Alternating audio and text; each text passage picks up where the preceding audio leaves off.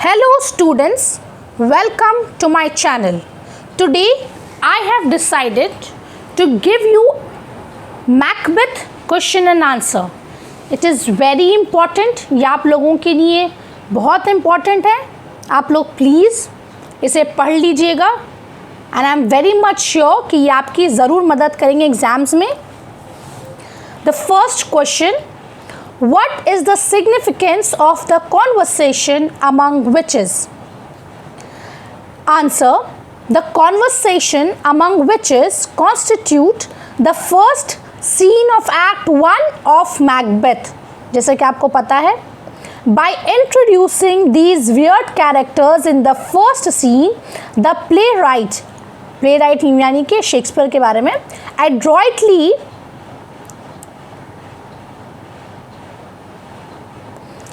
the playwright in a skillful way builds up the basis of the sinister design that the major characters in the play get involved in.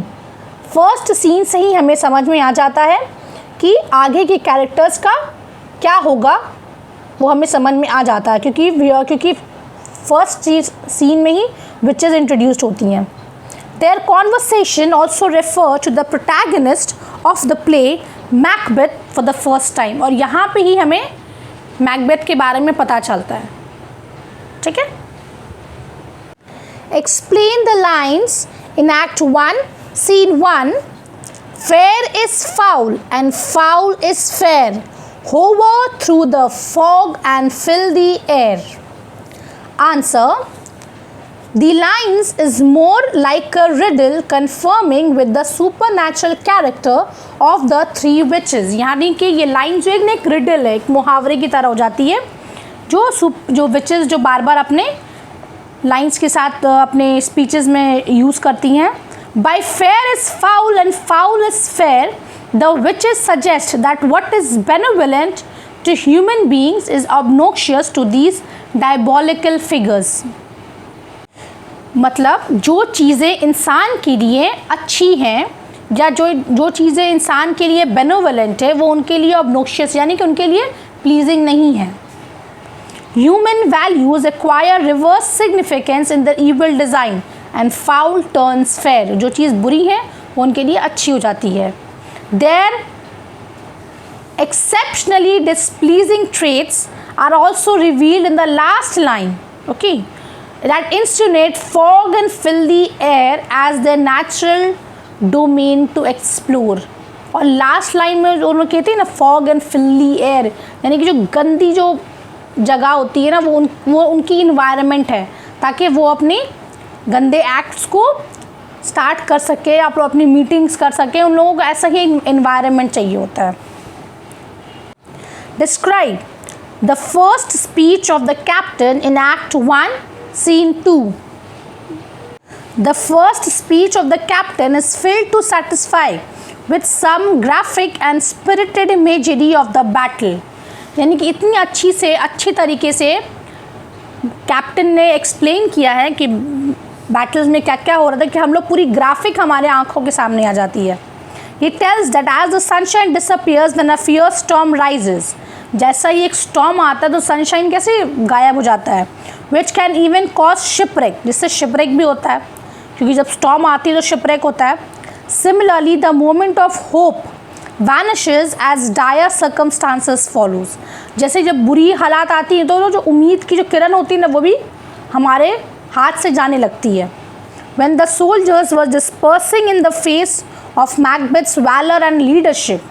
जैसे ही कि जब disperse हो रहे थे सब, यहाँ कोई मर के गिर रहा है, कोई वहाँ मर के गिर रहा है.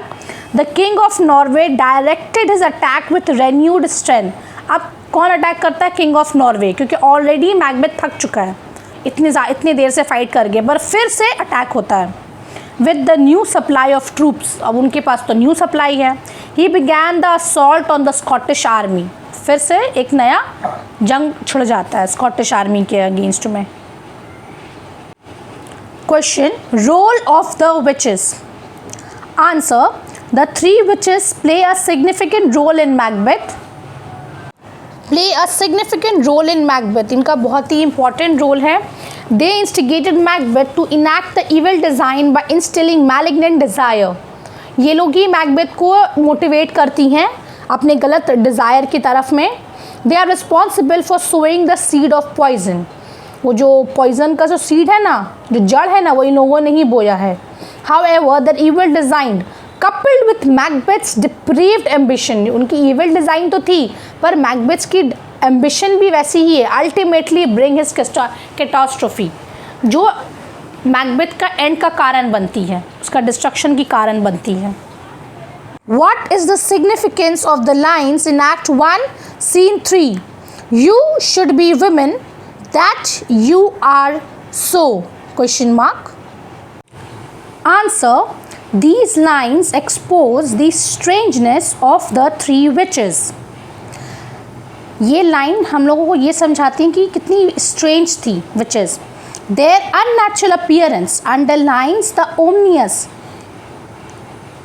supernatural atmosphere of the play, where nature plays a reversed role, as obvious in the visages of these weird sisters who are having beards. यहाँ पे ये चीज़ बताया जा रहा है कि इनकी जो अननेचुरल अपीयरेंस थी कि वो लोग एकदम अचानक से आ जाती हैं. ये चीज़ भी बताता है कि कितने सुपर नेचुरल एटमॉस्फेयर में वो लोग आई थी जब बहुत ही वेदर बहुत ख़राब था. वो बहुत ही रिवर्स रोल प्ले करता है क्योंकि औरतों के में बियर्ड्स नहीं होते हैं लेडीज़ के, पर उन लोगों के फेस में बियर्ड्स थे जो अपने आप में ही बहुत वियर्ड है. एक तो उनका अननेचुरल टाइम में आना, और ये दिखाता है कि वो लोग कितनी ओमनियस मतलब कितनी ईविल हैं उन लोग. Their femininity dissolves under the unnatural influence. उनकी जो अननेचुरल जो इन्फ्लुएंस है ना, उनकी फेमिनिटी को डिज़ोल्व कर देती है. उनकी जो क्या बोलते हैं उसको आप लोग अच्छे से, उनकी जो लड़कियों वाली खूबी होती हैं वो उनको डिज़ोल्व कर देती है. Elucidate the lines in Act 1, Scene 3. Chance may crown me without my stir. Answer. The lines show Macbeth as a passive agent who trusts more upon the fortuitousness of the incidents, यानी कि वो तकदीर पे ज़्यादा believe करते हैं rather than personal initiativeness. वो personal initiative पे ज़्यादा ध्यान नहीं देते हैं. उनका मानना है कि अगर तकदीर में है तो वो मेरा हो जाएगा अपने आप. It places him in a gentler light opposed to his villainous image, क्योंकि अभी वो बहुत ही लाइट यहाँ पर आप लोग को दिख रहे हैं क्योंकि एक्चुअल में वो ऐसे हैं नहीं. Playing the active role in the evil design, जबकि बाद में हम लोगों को पता चलता है ना कि सबसे ज़्यादा ईविल वही होता है, मर्डर उन्होंने ही करना है डंकन का. Explain the lines in act 1 scene 5. Your face my thane may read strange matters. Answer.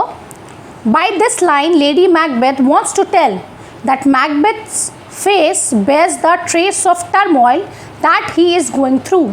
मतलब यहाँ पे वो बता दे रही हैं कि उनकी जो मैकबेथ की जो फेस है ना, वो पूरा एक सब कुछ समझा दे रहा है कि वो किस परेशानी से भी गुजर रहे हैं. It is like an open book, वो एक खुली किताब की तरह है, from which any person can read the disturbance that Macbeth is presently experiencing. जो डिस्टर्ब जो है ना, वो अभी मेंटली उनको कोई सुकून नहीं है, उनके फेस में वो घबराहट, वो परेशानी वो दिख रही है. It is a striking simile used by Shakespeare. ये बहुत ही अच्छी सिमिली है, ओपन बुक वाली सिमिली जो है, to describe a man's agony that he is unable to hide. उनका जो पेन होता है ना इंसान का, वो इंसान छुपा नहीं सकता, उसके फेस पे आ जाता है. तो ये जो सिमिली है ना, ये बहुत ही परफेक्ट सिमिली है जो शेक्सपियर ने यहाँ पे यूज़ किया है हमें समझाने के लिए, ताकि हम इस चीज़ को विजुअलाइज भी कर सकें जो हमारे साथ भी होती है. Describe lady Macbeth's intention in act 1 scene 5. Lady Macbeth's ambition has risen to the highest point. Lady Macbeth की जो एम्बिशंस थी वो बहुत ही ऊंचे तक चली गई थी. वो अपने मकसद में कामयाब होने के लिए वो कुछ भी कर सकती थी, वो हर हद तक कोशिश कर ही रही थी. And in order to make her burning desire a concrete reality, उनकी जो डिज़ायर है, जो मतलब दहकती हुई आँख की तरह है, उसे कंपेयर किया जा रहा है, उसे रियलिटी में बदलने के लिए वो she is ready to eliminate any obstacle in her path. वो कांटे को या हर वो रुकावट को जो उनके रास्ते में आ रही है वो उसको हटाने के लिए वो कुछ भी कर सकती हैं। वो एकदम रेडी थी। In her intense diabolical ambition she seems to dictate Macbeth. वो अपनी जो उनकी जो एम्बिशन है ना उसको पूरा करने के लिए ऐसा हमें अब लग रहा है कि वो मैकबेथ को डिक्टेट कर रही हैं, यानी कि मैकबेथ को ऊपर रूल कर रही हैं। And takes up the charge, अब वो खुद के ऊपर अपना रिस्पॉन्सिबिलिटी ले लेती हैं to make her desire comes true. क्या डिज़ायर था उनका? That is to make Macbeth the king of Scotland. और मैकबेथ को किंग बनाने के लिए वो हर मुमकिन कोशिश कर रही हैं और मैकबेथ को डिक्टेट कर रही हैं, यानी कि आप मैकबेथ को वो समझा रही हैं कि उन्हें क्या क्या करना है मैकबेथ को, ताकि जिससे लोगों को शक ना हो मैकबेथ के ऊपर। What is meant by sovereign sway and masterdom? Answer: the word sovereign sway means the rule of king and masterdom means authority. एक रूल होता है किंग का और एक अथॉरिटी होती है, दोनों में बहुत फ़र्क है। यहाँ पे मैंने आपको इसलिए समझा दिया है। स्टूडेंट्स, आई होप मैंने जो क्वेश्चन आंसर्स आपको एक्सप्लेन की हैं वो आपको समझ में आ गई होगी। अगर आपको कोई भी वर्ड्स या कोई भी डाउट्स हो कोई समझने में, तो आप प्लीज़ मुझे कमेंट कीजिए, मैं ज़रूर रिप्लाई करूँगी। और अगर आपको इसमें कुछ हेल्प चाहिए, कुछ और एक्सप्लेनेशंस चाहिए आपको कोई और टॉपिक्स पे, तो आप वो भी मुझे कमेंट कीजिए। मैं कोशिश करूँगी मैं उस टॉपिक को भी कवर करूँ। Thanks for watching my video and please like, share and subscribe. Thank you.